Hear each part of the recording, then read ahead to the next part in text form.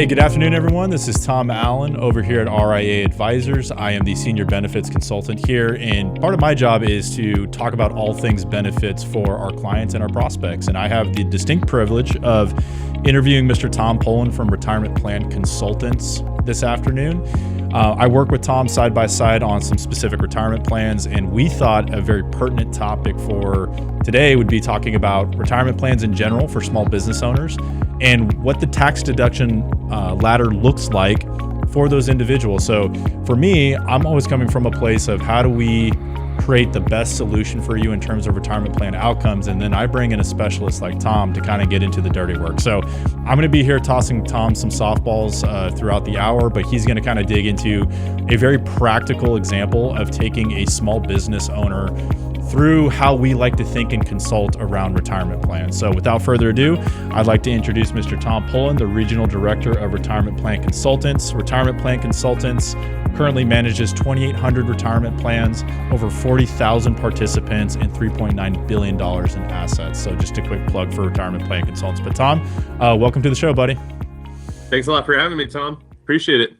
So let's jump into it, man. Today we're talking about Nancy and how Nancy Loves Law LLC, this great example of a business that is very, I would say, very indicative of, I would say 90% of the conversations you and I are having with small business owners, right? This is kind of the general makeup of what most small business owners, how they currently exist. Is that correct? Yeah, that's absolutely fair. And I think, just to further that point, I think that anybody that's listening to this who is a small business owner, who is looking at qualified retirement plans or some sort of retirement plan benefit for their business, whether it's for saving for themselves, whether it's for tax deduction purposes, or making sure they're retaining and attracting their employees, I think somebody's going to be at either of these stages, right? And especially throughout this presentation, we start about being at a startup stage and a breakout stage and a more mature business stage. So I think that you nailed it, right, Tom? Yeah, that's fair. And what I mean, to give you guys justice over there, RPC, I mean, I work with a lot of business owners, and when we start talking about TPAs and record keeping and stuff like that, I see the eyes start to glaze over a little bit. I think most people just think of their TPAs and record keepers as just, basic functions or extensions of like their payroll provider. But really, what I really like about what you guys do at RPC, and you specifically, Tom, is you guys take a more consultative approach and really understanding like what are we trying to solve for, and really building the solution around that, which I think is like what separates you guys from most TPAs. So I just want to make sure I say that out loud and understand that, like, yes, while Tom's firm does do the TPA and record keeping for retirement plans, I think what you'll really enjoy about our conversation today is Tom's consultative approach to problem solving. So let's jump into it, man. Let's talk about why a business owner should be looking at retirement plans. How do we start this conversation in general? Yeah, and I think a big part of this, Tom, is, and I don't know if you're familiar with the book Start With Why, Simon Sinek. It's a classic amongst corporate America, small businesses. A lot of different folks want to read this book. But, the big thing when we're talking about why people should care about retirement plans is usually businesses fall into one of three categories, right? The first category happens to be taking it out of necessity, whether that is a state mandated retirement plan. There's about 20 states, about 25, 26, 27 total that have either passed legislation or are in the process of passing legislation to make retirement plans mandatory. So you either go with a state government option, or it's something where you actually build out your own option through an RIA Advisors and through a retirement plan consultants type group like myself. The other part, that folks are, kind of looking into is, just being able to understand what makes the most sense for their businesses and why they, why should they have them. And I elaborated on this and, in a part of that previous conversation, but folks want to take on retirement plans, right, for the ability to save for themselves, to be able to save on tax deductions, and to give the rank and file folks, right, our individuals, what they need or what they're required to. And also that helps for attraction and retention of people. So those are generally the reasons why folks are doing retirement plans. And one of the things that, jumping over to slide 3, Tom, is that we want to try to accomplish is, in this presentation is we want to work through a business's stages and challenges, at different points. So we mentioned a startup part, we mentioned a breakout part, we mentioned a more mature part. So, looking at this through, the eyes of a business owner in year one, the eyes of a business owner in year seven, the eyes of a business owner in year 13 makes the most sense. And, Tom's mentioned the consultative approach with retirement plan consultants in partnership with RIA Advisors. I think it's really important to note our objective is not to sell a retirement plan to sell a retirement plan. In fact, there's a specific world that we work in, whether it's 401ks or 403bs or higher qualified retirement plans that we assist with, but we're also not afraid to share a recommendation that we don't necessarily assist with. We want to make sure that you as a business owner are in the right position for where you are in this stage of life to be able to offer a quality retirement plan benefit, whether that's working with retirement plan consultants or working with somebody else. That's a great point, Tom. And I think you touched on a few different things. I think sometimes when people think about retirement plans, they think about it through the lens of their employees only, which is super important, right? Like if you think of like Maslow's hierarchy of needs, like making sure your employees feel financially secure, probably more likely than not is going to increase their productivity in the workplace, right? If they're not financially stressed out about, where their paycheck is going on a day-to-day basis, they can show up as the most productive versions of themselves, which obviously add to your bottom line as an employer. Now, on the flip side of that, I think there are some nuances that the business owner may be overlooking for their own benefit, and not to say that that's being completely self-serving. It's more of just like, no, like understand that like you are taking on a lot of risk as a business owner. And while it's amazing you want to take care of your employees, there's also some small things that you can do to make sure you're set up for success long-term as well. So I just wanted to make that point that as we go through this, multiple lenses that we can look at this problem through. And when we're talking about Nancy, I think you're going to do a really good job of speaking to like, here's how it benefits employees, but here's how it also benefits Nancy or upper management or whatever, correct? Yeah, I mean, that's the goal, right? Taking an individual through these different steps and making sure they understand like, okay, maybe at this step, this makes the most sense. And this next step, this makes the most sense. And also the pros and cons of what comes with that and the benefits and and negatives at the same time that also come with that. So, Tom, when you're ready, we're ready to jump into. Dude, let's talk about Nancy's Law. Nancy Loves Law LLC. straight out of law school. So, yeah, that's right. Here we go.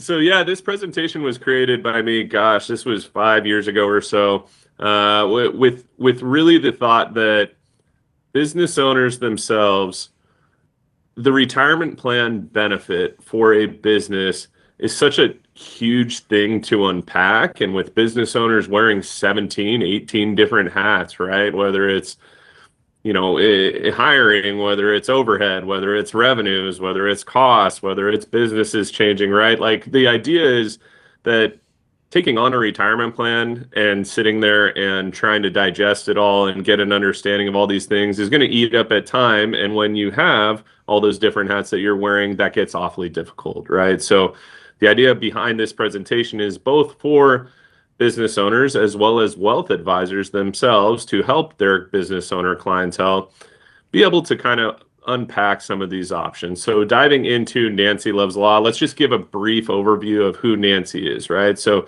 Nancy is a businesswoman and she owns her law firm, which is Nancy Loves Law. She is 37 years old. She graduated law school at 25. She passed the bar shortly after. And when she passed the bar, obviously she went and started working for a couple of different law firms, right? She figured out the ins and outs. She got a good understanding, a good kind of not only just education, both in the classroom, but all of a sudden a good real world education over the following 10 years. And she's ready to build out her firm. So her firm right now is 1 year old in this hypothetical example, and is, kind of in a spot where it's like, okay, Nancy's wearing all those different hats right now, right? She's tending to a lot of different things other than just what her practice is, just because her practice is in its infancy. So after some of those typical challenges businesses face, Nancy's ready to kind of figure out a retirement plan, right? She's a solo shop right now. And just wants to understand, okay, like I need to be at least cognizant of what's out there. What do I need to do? What do I need to know? What are my options that are out there? For sure. So kind of moving into the next thing, right? So in terms of considerations, so when we're talking about, what business owners really need to figure out, it's really those 5 bullet points that are right there. First off, how much can a business owner save, right? I think that that's a huge one when considering retirement plans, because depending on what retirement plan path you are choosing, there are different limits. There's also different employee and employer contributions that go into a qualified retirement plan. For example, and you're going to see this on following slides, some retirement plan options do not have an employer contribution. Some of them have a small employer contribution, and some of them have a quite robust employer contribution where they can save dollars and cents from their business's bottom line as dollars and cents for them. In that case, jumpstart their retirement depending on what stage they're at. The next thing to think about are tax advantages. And Tom led off this conversation by talking about some of the tax advantages of a qualified retirement plan. When we talk about employee contributions, what I mean by employee contributions is dollars and cents you're saving from your specific W-2 paycheck. And when I talk about employer contributions, I'm saying the amount of money your business can pay yourself. And believe it or not, even a solo business owner has the ability to pay themselves both employee and employer contributions. And just depending on what they're in is what they're able to do. But the tax advantages behind it, right? Employee contributions, generally speaking, you can either contribute to a traditional 401k or a traditional IRA. And with that, you get a tax deduction on that. And then with employer contributions, you also have the ability to get a tax deduction with those, and depending on what those limits are. So we'll get into that a little bit further when we look at each individual one. We've talked a little bit about attracting and retaining talent, how important that is, right? Is Nancy going to be hiring people shortly? Is she going to be hiring people in 3 or 4 years? Is it going to be something that's even further down the line? Maybe Nancy has a spouse. Is that spouse going to go help Nancy, right? These are all different things to consider when you're actually thinking about what retirement plan to start with. Talk about timing a little bit, right? Like, are we in the middle of a huge case? Are we in the middle of a huge waterfall of workload? Is it something where we're going to be able to dedicate specific, minutes, seconds, hours to the idea of this retirement plan and what makes the most sense for where that person currently is? And then lastly, where does it fit into your financial plan with RIA Advisors, right? RIA Advisors does a fantastic job of kind of lining a number of different things up for you, whether it's in the health side, the benefits side, and so forth and so on, right? So when you're a client and you own this business, right? Like, where does that fit into that overall financial plan? What makes the most sense for that? And where do we want to go with those things? No, that's great, Tom. That's a great summary. And I think what I've noticed with most of the conversations I'm having, whether it's current clients who own businesses or people who are kind of leads or prospects coming through our pipeline, it's one of those things where I think as an entrepreneur, as a solopreneur, you're so focused on you and your business. And where I think people sometimes get fumbled up is like when you decide that you need to hire somebody, this entire game changes because now you're making decisions for the benefit of somebody else. And so to our current clients or leads out there, if you're in that stage of business where like you're a solopreneur, but you're trying to scale up, even if it's thinking about hiring that part-time admin, that's where this conversation becomes really important because the rules of the game change once you're having to make, let's call it fiduciary decisions on behalf of somebody else, right? So like, I just wanted to highlight that point to say, hey, sometimes even when you're like, I'm thinking about hiring someone in the next 3 to 6 months, this becomes a very, very important part of the conversation. Yeah, they change and they change significantly, Tom. I mean, if you, and we'll kind of get into some of these options a little bit, so I don't want to steal my own thunder, but the bottom line is this: if you put yourself in a retirement plan option and then magically you don't communicate with, your wealth advisor or your CPA or whoever is going to be in charge of that idea that you're going to be hiring, or you did already hire afterwards, or whatever that is, right? Like, that can be the difference between having somebody that's eligible and having somebody that's protected by eligibility constraints. Additionally, right, like you get into kind of that situation where, as Tom was saying, where everybody's wearing different hats, you get the retirement plan set up, you move on with all the things, and you forget about that retirement plan. The one thing that I will emphasize, strongly emphasize, is just making sure that communication, that conversation happens with your trusted wealth advisor and your CPA as you're building out this retirement plan idea. Specifically, as you're building out, I always call it retirement plan planning, right? As you're building out whatever your next business steps are, make sure that you're doing some retirement plan planning. It's not just the financial planning on the personal side or the financial planning on the business side or the forecasting on the business side. You also need to make sure that you're at least doing little checks in, and a trusted wealth advisor is going to help a ton with that. Love it, dude. So part one, Nancy's retirement plan option. So through this lens, we're talking about as a solopreneur who hasn't hired anybody yet, these are kind of what her options are, correct? Absolutely. And we're going to start off with that first one, right? That traditional IRA. The nice thing about doing a traditional IRA is you don't need to really set up anything, right? I mean, anybody, any individual out there, income dependent a little bit, can do a traditional IRA in this form. So a contribution amount that you can give right now is $7,000 annually to yourself, which also has an additional $1,000 of a catch up if you are over the age of 50. This is fully deductible, again, income dependent, but you have the ability to deduct this from your bottom line of your wages. Understand that obviously this is not attracting or retaining talent, right? If Nancy's selecting this option, it's because Nancy's got a quick 7, 8, $5,000 that's left over and is just looking for a tax deduction. Drop that money in. Make sure that that those dollars and cents continue to grow through an investment vehicle as opposed to get taxed on it. When does this work best, right? I mean, ultimately for me, this is somebody that's trying to save a little bit, right? Be conscientious of it, but they're not looking to reach higher limits, right? They're not looking for this huge windfall of savings that can go into the retirement plan. This is something where it's like, hey, base operation, pad your traditional IRA, pump the rest of the money back into the business. We're going through a growth stage, a breakout stage or whatnot, or we're trying to get to those stages. And we just need to save a few bucks for ourselves. That's right. When we think the traditional IRA makes the most sense. And just quickly to build off of that, so within RIA Advisors, how we would do this, right, is we have custodians like Fidelity that we can set up a traditional IRA or even a Roth IRA completely free of charge, right? There's no real cost associated with setting that up. And so when we do that, the conversation is typically around like, hey, how much do you feel comfortable saving? To Tom's point, what he mentioned before, is this kind of in alignment with the long-term plan? We set it up with Fidelity. Pasha gets it set up within 24 hours and we're off and rolling. It's a very simple solution to help business owners get started. So I just wanted to just build on that real quick, Tom. Let's move over to your next solution.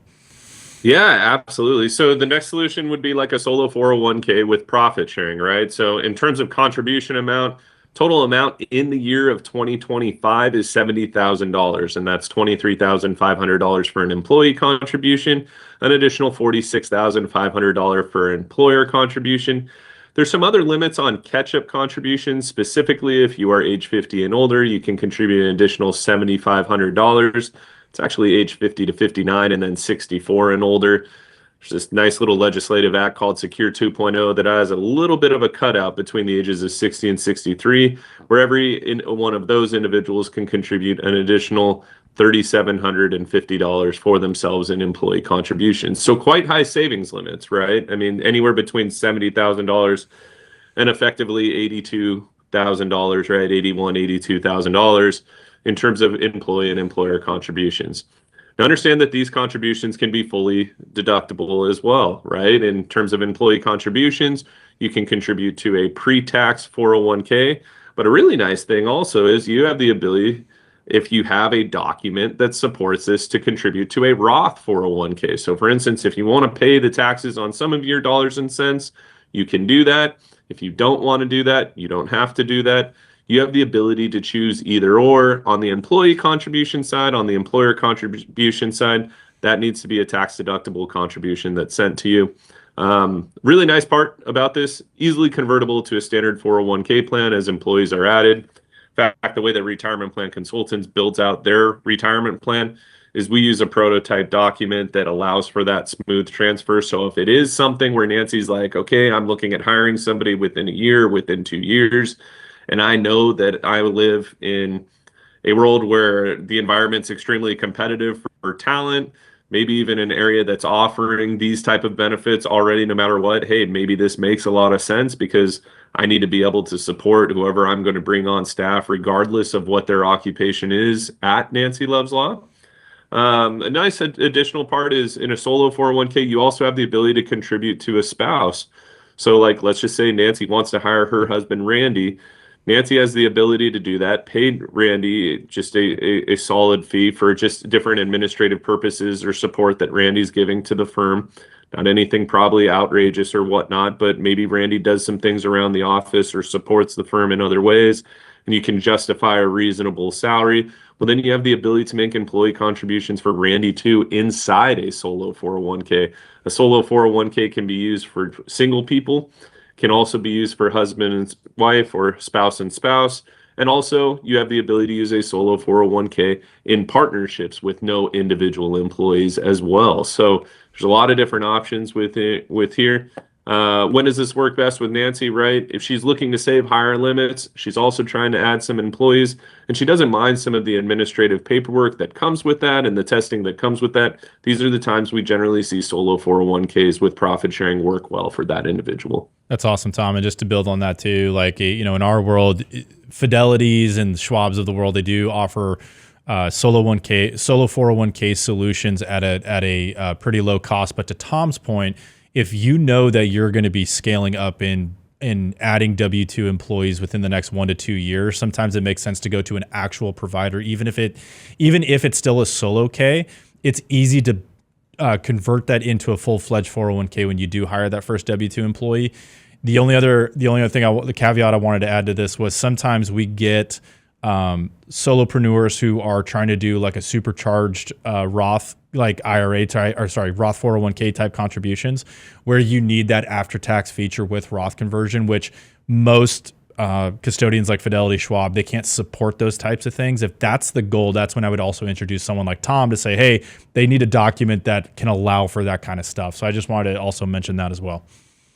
Yeah, and just to even now elaborate on what you're saying, right? After-tax contributions, in-plan conversions, the ability to withdraw after-tax dollars, and Roth employee contributions are all very, very difficult to find at just a standard custodian. If you're looking for any of those features, or your wealth advisor knows they're looking for those features, or knows you're looking for those features, it's going to be something that needs to come from a retirement plan provider that has the document that supports that. Yep, absolutely. Let's move on to the next solution here.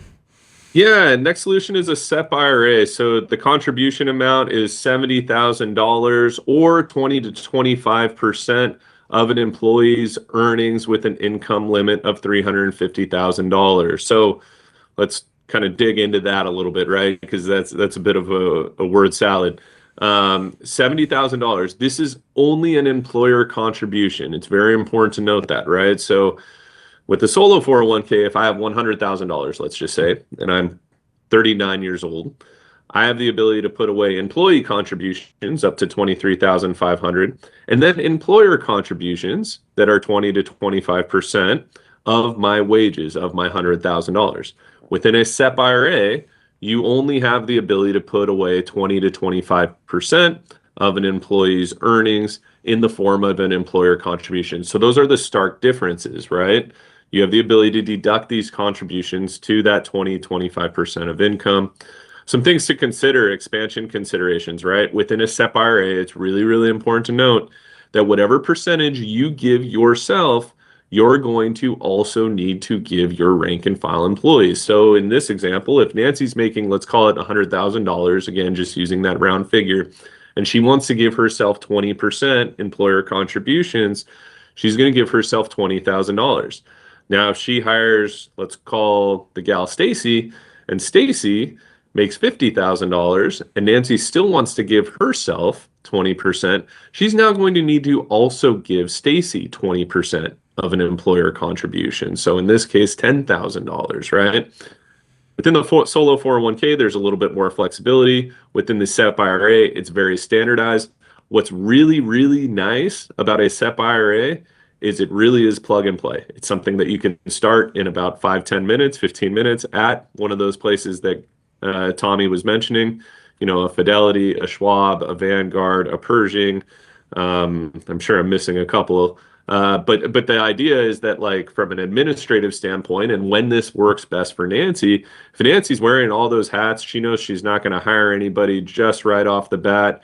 She's unsure maybe what she wants to do with these dollars and cents and wants some of that flexibility without some of the structure of a solo 401k. She might want to consider this SEP, right? Doesn't have an idea exactly what she wants to do, knows that she can put up to 20, 25%. These contributions are discretionary, which means year over year, she'll be able to choose what she wants to do. And then done, right? Pretty straightforward, pretty simple. Yeah, this is the most common one that I see with our solopreneurs. And what I will say is to our clients or our prospects out there, it really only works if it's going to stay you or a spouse. As soon as we introduce a W-2 employee, there's a more efficient way to allocate employer resources from a retirement standpoint. This is probably one of the most inefficient ways to do it if you actually do have an employee beyond you or your spouse. So I just wanted to say that specifically of like, hey, again, if you have a SEP IRA and you are looking to hire, just understand that we're probably going to set this thing off on a shelf for a while just because it's not the most efficient way to do it.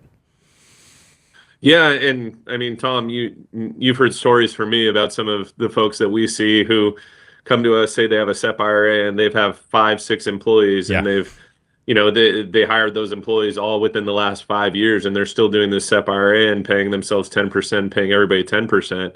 I mean, let's get one thing out of the way. Fantastic benefit for those employees. That's right. But there's a lot more efficient ways to be able to get money in for yourself and give a reasonable employer benefit, that's not matching your benefit. So that traditionally is in that solo 401k with profit sharing.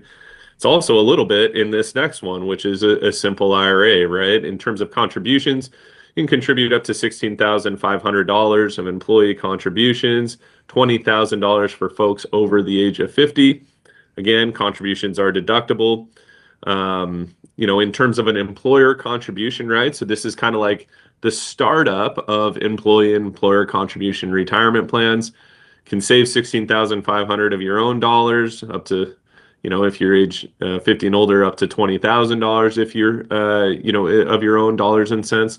But you also have the ability of getting a 3% safe harbor match or a 2% safe harbor non-elective. Now, these employer contributions are not discretionary. It's very important to note that within a simple IRA, these employer contributions are mandatory that you pay these out. So these are things that you're going to have to contribute to your folks. Again, a 3% match, meaning somebody puts some money in and they get an employer contribution, right? That individual needs to have some skin in the game. And then also this 2% non-elective, where if they put $0 and cents into the retirement plan, you're giving them 2% employer contribution, no questions asked. Those are kind of your two options within a simple IRA. When does this work well for Nancy? Again, if it's, a competitive world that's out there and they're looking for a qualified retirement plan of some sort, and they know that this is a startup with some opportunity, business is going to grow, maybe even have a path towards partnership, but the whole business hasn't fully gotten off the ground, in the way that calls for a 401k with profit sharing or any of these other things. This is a perfectly viable option. This is also an option that we see a lot with very large businesses. Let's call it 50, 60, 70 and more people, right? Where they have this base employer contribution. Maybe they have a little bit bigger of a rank and file group and a little smaller of a management group. This is something that we traditionally see. Awesome, man.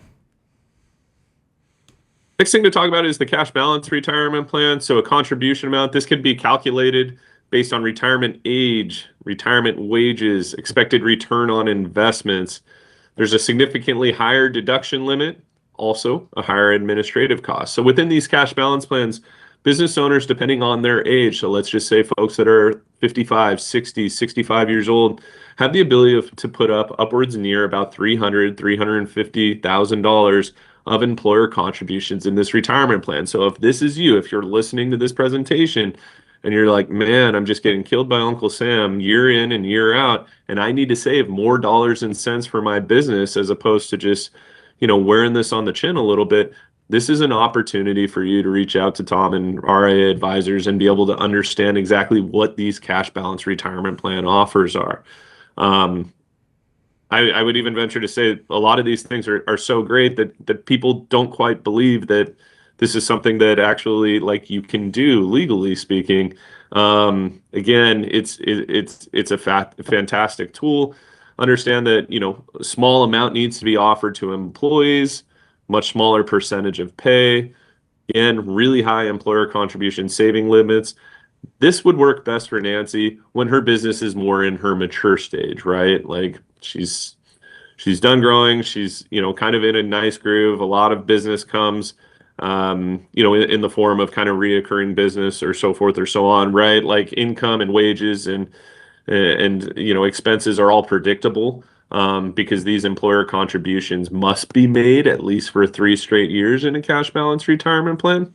But the idea is that, right, you have a business that's stable, that's mature, that's not going to continue to fluctuate dramatically unless there's some unforeseen circumstance. COVID being a great example, right? Like that's when we saw a lot of cash balance retirement plans freeze.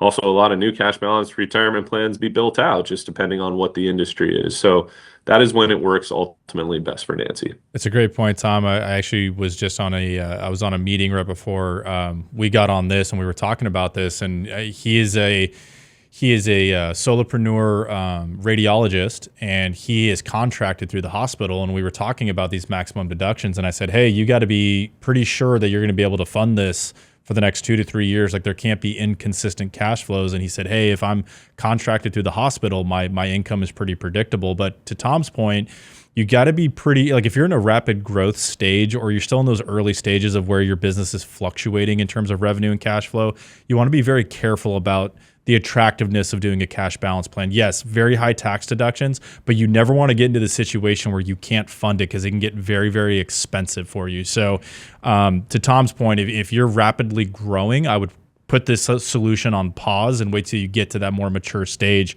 unless you are an example of what I was just talking about, where it's like, no, like I don't have any employees. I'm an independent radiologist. I contract to the hospital. Like it's pretty predictable. It's like, okay, this could be a great solution for you. So I just wanted to plug that in real quick.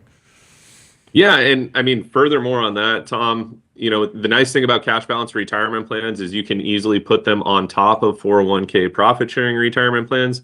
Also, a really nice thing about cash balance retirement plans is you don't even have to start putting a cash balance retirement plan in play until about, let's call it 5-6 months after the previous tax year. So like, let's just say my 2025 was fantastic, right?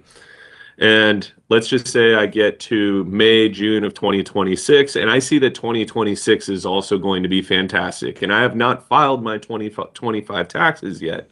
At that point, you can look into what a cash balance proposal is, what that illustration is going to yield. You'd obviously know what happened in 2025. You probably have a pretty good idea of what the full year is going to be in 2026. And then you're essentially predicting what 2027 is going to be. And if you can do those 3 things, right, and start that retirement plan more towards, let's call it August of 2026 for the 2025 year, that's where it gets very beneficial really fast. Again, our friends over at Washington, D.C., specifically the DOL and the IRS, they want to make sure that you fund this thing for 3 years. It's a big red flag if you don't. There's obviously reasons why folks wouldn't do that. Again, some of these, extenuating circumstances or business situations. But the big reason why they're looking for 3 years of funding is mainly so somebody like Nancy Loves Law, who wins a huge settlement, doesn't just go hide these things in her, cash balance retirement plan for 1 year and then shuts it down, right? Like that's something that's not allowed. You're going to have to figure out a way to pay taxes on that. 100%. So we went through all these examples. Now it's really decision time for Nancy. It's like, hey, depending on what stage of business you're in, what does Nancy decide to do, Mr. Pohlan? Yeah, and we think Nancy should be in terms of door number 1, the SEP IRA, door number 2, a solo 401k, door number 3, probably, having something like like an IRA, we think she actually should be in a SEP, right? The idea is that Nancy knows she's going to be hiring, but with that being said, Nancy also is looking for a little bit more of a savings. She wants, smooth administrative situation, not have to fill out a bunch of paperwork, has the ability to put in 20%, 25% while still putting dollars and cents into her business. We're going to have her do a SEP right off the bat, with the idea of each year before funding that SEP, revisiting this conversation to get an understanding of what her new business situation is. Yep, 100%. So then that makes sense for this stage of business. And like I said, now let's fast forward, let's say 6 years, right? And like the business has changed quite a bit. As we go through this, Tom, we could probably just say, hey, like this is what's changed, and this is how like each specific thing changes within each option. And then we can kind of like, we can move a little bit quicker since you've kind of set the stage on like, hey, this is what typically happens in each plan. Yeah, exactly. So 6 years later, right? Nancy still owns Nancy Loves Law. She's had some personnel decisions over the previous 6 years, right? She's added a paralegal. She's added an admin staff. Her husband's now on staff, maybe an additional lawyer who could be a future partner. And the idea is that Nancy, is in the need of some assistance. So, what can a wealth advisor do for Nancy, or what can RIA advisors do to help support their business owners? It's big on information gathering. We want to make sure that we understand exactly what their situation is. We want to review that information with Nancy to determine what's her best fit. At this point, she didn't fund the SEP IRA the previous year, and the reason why is because of the folks that she hired, right? It gets very expensive when you are having to put the same dollars and cents in for yourself that you have to put in for all the other staff. You want to make sure as a business owner that you share this information with a retirement plan specialist or a partner and make sure you get an understanding of exactly what you should be in. And then we want to act accordingly with the recommendation. Fantastic, man. Yeah. Go ahead. Sorry. Go ahead, Tom.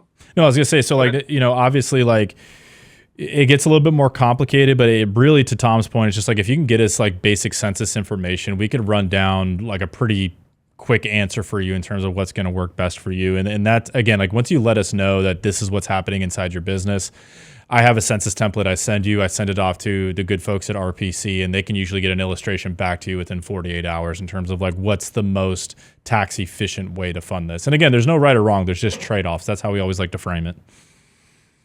Exactly, Tom. It's trade-offs. It's a big game of trade-offs. At this point, right, like it's a great point to at least get that information and get an understanding of what a business owner's options are. Mm-hmm. So if we go to that slide 16, right, talking about SEP versus 401k and profit sharing and the contribution difference, what you see right there is the name of the employees. You see what the earnings are of each of these employees, including Nancy. And on this bar chart, you see, okay, if I did a SEP contribution, 34.52% of these dollars and cents are going to go to the rank and file and to the business owner. But if I did a 401k with profit sharing, over 80% of these dollars and cents now go to the business owner and Nancy's spouse, Randy. So when we talk about 401k with profit sharing, there's different calculations. It depends on the ages and wages of the folks that you're hiring. But these are some of the things that could be really beneficial. For instance, if you have, a 22, 23, 24-year-old employee, at this point, Nancy's almost 45 years old, that difference in the age and in the wage of some of these folks is going to give an overall plan design that's going to be very beneficial to the business owner. And just to pause right there real quick, Tom, just to fill in some information. So like what Tom is saying in this slide is like, if you're utilizing a SEP, given you have 6 employees with those earnings, which is like a pretty general representation of a standard small business, right? 34.52% of the employer contributions can go to ownership, which in this case is Nancy and Nancy's husband. But if you move to a 401k profit sharing, 80% of the money that's coming from the employer can still go to Nancy and her husband. And the way to think about that is you're essentially giving yourself a retirement plan bonus. You're taking money out of your left pocket and putting it in your right pocket, claiming the tax deductions, but most of that money is coming back to you individually. And there's when it comes to plan design, there's a couple of different ways that we design this. And what Tom and his team typically do is they take a look at your demographics and they run a few different scenarios of like, hey, if we do this plan design, this is what it looks like. If we do this plan design, this is what it looks like. And they're able to really dial in a custom solution that's based on your actual demographics, is what your goals are as a business owner. And this is what I think separates a good TPA from an excellent TPA, is they can look forward and they can make these types of plan designs to maximize the benefit that you're seeking. So I just wanted to plug that real quick, Tom. Yeah, and you see some of that maximized benefit in the tax summary comparison. So if you're looking at the columns, right, from left to right, well, excuse me, from the topic down, right, you consider employer contributions, you consider tax savings, you consider the principal amount, so the amount that Nancy and Randy are able to put in for themselves. And then what you get is this net cost after principal savings, but you got to factor in TPA and record keeping costs, and then you get this after all cost part. So within a SEP IRA, right, you have the ability to contribute $76,470. You have your tax savings, which I think was a 30% tax bracket. You have your cost after tax savings, but then you have to subtract that principal amount, and then what you get is you get your net cost after principal savings. So after all costs for a SEP IRA, you're going to be paying $27,129. And the big reason is because you can't take that bigger piece of the pie that Tom was talking about and give that bigger piece of the pie to yourself, right? Move it from one pocket over to the other pocket and enjoy those employer contribution dollars. Now, within a 401k with profit sharing, you do have the ability to do that. You see your employer contributions of $74,863. You see your tax savings.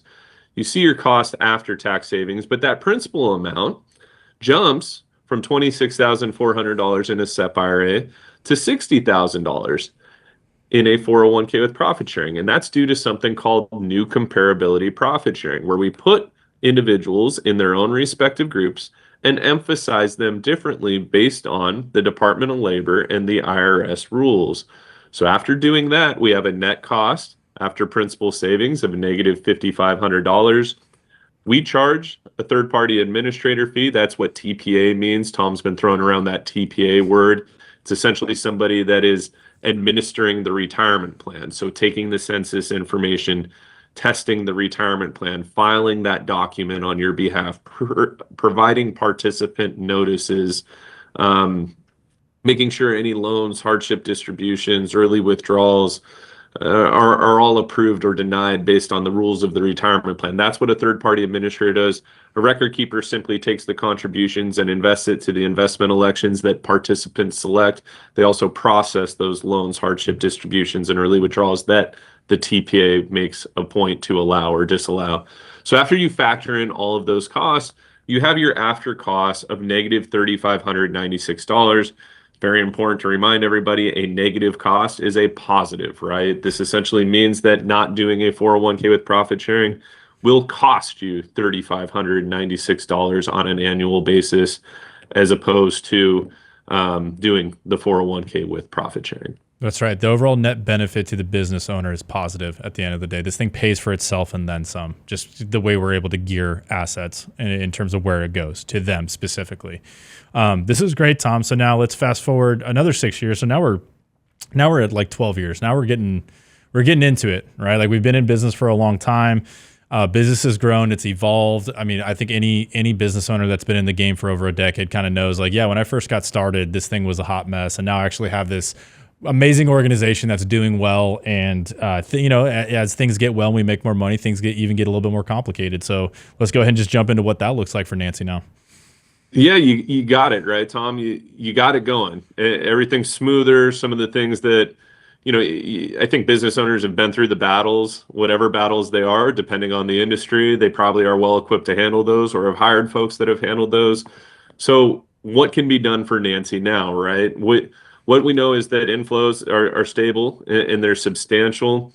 We know that the firm is more in its mature stage. Nancy doesn't want to grow this firm any further. It's not like she's looking to be the next big power firm in the middle of Houston or in the middle of San Francisco or the middle of New York. She's got a great boutique firm that she wants to hone in on. She wants to reward some partnerships on. She wants to be able to keep expanding the business within its current structure and keep growing, but not in terms of growing additional staff. Employees are happy, they're compensated fairly, they're committed, all intents and purposes. They're very happy with the work-life balance. They're not going to leave because of the benefits that are providing. And that allows you to consider something like a cash balance retirement plan. So if you go to that next slide on slide 21, you have a very similar looking graph as to when you had the SEP IRA versus the 401k with profit sharing.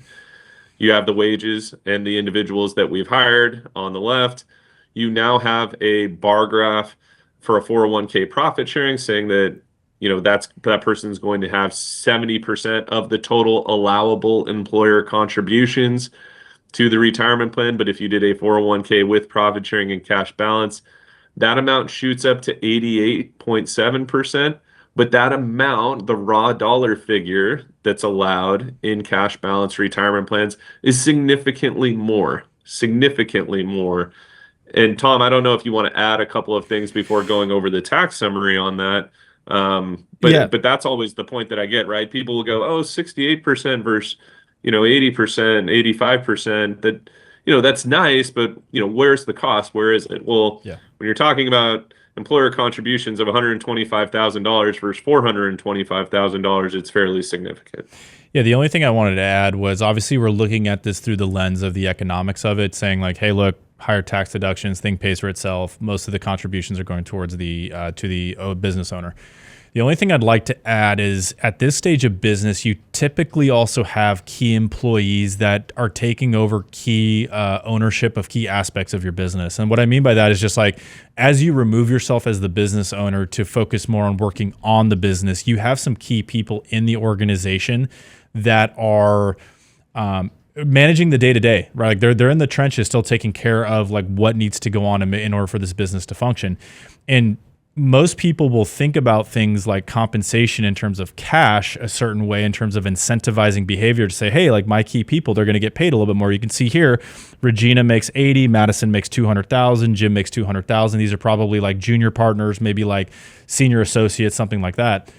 But the also thing to think about is you can also incentivize retention and almost like a retirement bonus plan where if you can give a larger percentage of employer contributions to these individuals as well to incentivize them to stay and help you grow the thing, this is where this becomes incredibly valuable outside of the economics, right? It's like, hey, it's nice to know we have increased tax deductions, but this is also a great way to structure compensation plans to keep key people in your business so that they can help you to continue to grow the thing, right?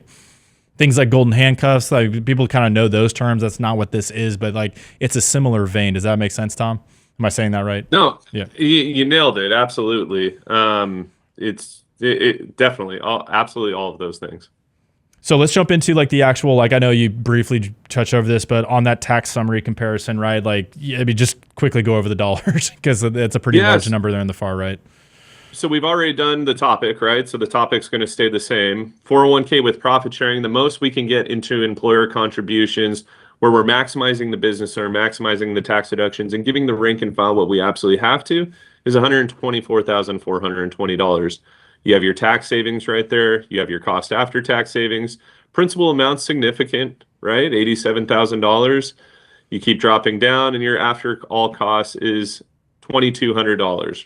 And then that makes sense. You now have 11 different people. You can probably exclude some people again through that whole putting people in respective categories and emphasizing, the business owner as opposed to the highly compensated employees, a little bit different than the rank and file employees. So it makes sense that now there's a little bit of a cost to the retirement plan.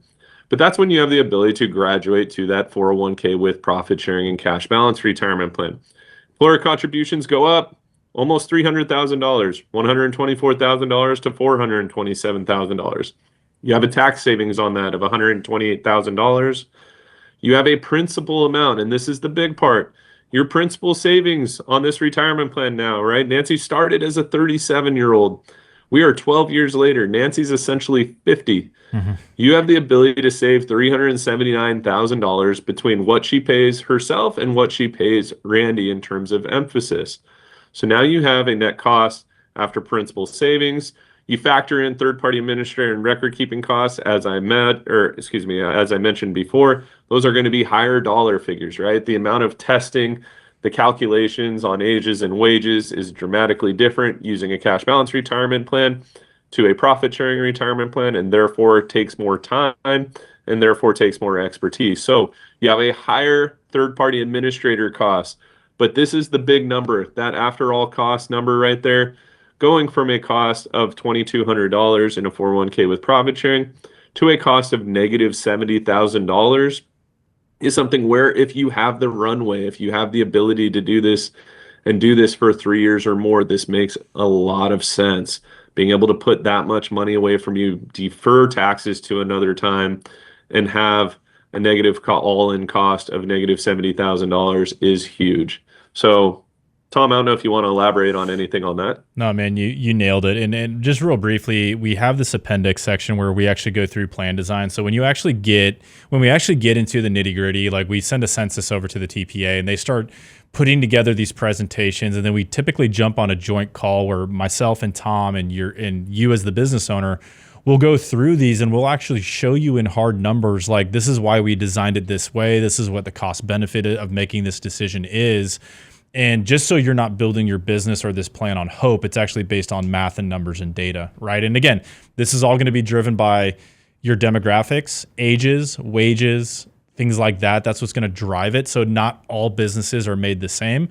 And this is why Tom and I approach it the way that we do, is just to say, hey, if we're trying to add as much value to you as possible, it's important to have these conversations and understand these nuances, because the worst thing that we could do is just put you in a simple plan where we don't ask the question of like, well, what is your goal? What do your demographics look like? What does compensation look like? Because it can lead to a very expensive solution or just a different way of solving the problem, but it takes more money out of you. So that's where we really try to be white glove concierge. Let's give you exactly what you need to be successful. And that's where bringing in strategic partners like Tom and RPC, or whether it's a payroll provider, that's where we start to make sure that all the moving facets of your business are working together to maximize what it is you're trying to solve for, versus just assuming that you're like everybody else. So that's the last thing I wanted to say. Tom, anything you want to say to wrap it up, bud? No, nothing additional. Again, RIA Advisors, thanks so much for having me on. I always appreciate our partnership. And any of those folks listening out there, the one thing that I want to drive home is that a proposal is completely complimentary, and just getting an understanding of that information and what you have, whether it's something you can do this year or something you can do in future years, just understanding that's where we live, right? We live on making sure business owners get that information, again, in a completely complimentary way. We want to help support you, and we want to put you in the best position possible. So nothing additional on that. Feel free to reach out. We'd be happy to help. Awesome. So if you're a current client or potential future client and this pertains to you and you're just interested or curious into what retirement plan makes the most sense for your business at this stage of business, we're more than happy to set up a free discovery call just to make sure we're the best fit for what you actually need. That may bring in Tom Pohlan, that may not bring in Tom Pohlan. That's the whole point of why we do what we do. So with that, you guys have a great rest of your day, and yeah, we'll see you next time.